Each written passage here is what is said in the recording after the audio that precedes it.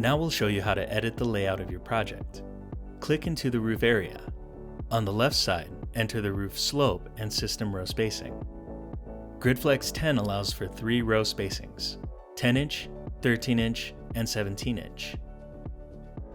Different row spacings in GridFlex 10 are used to balance shading losses, structural loads, and space utilization. Larger spacing is chosen for higher tilts, higher latitude sites, or when minimizing shading is a priority, while smaller spacing is used to maximize capacity in limited space.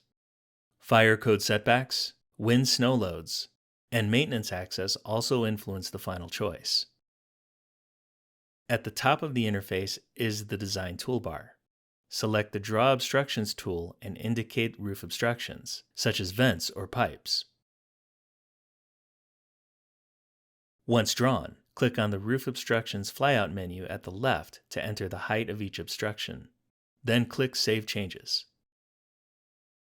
Back at the toolbar, clicking on the Populate Roof tool will fill the entire roof area with modules. For more precise placement, use the Add Modules tool to fill a specific area with modules. The Remove Modules tool will allow you to remove modules from an area. The Measure tool will give you the distance between 2 points.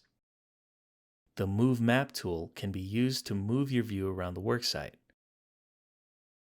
while the Move Array tool will allow you to grab and drag an array around the roof area. The Roof Dimensions tool will display the length of each side of the roof area.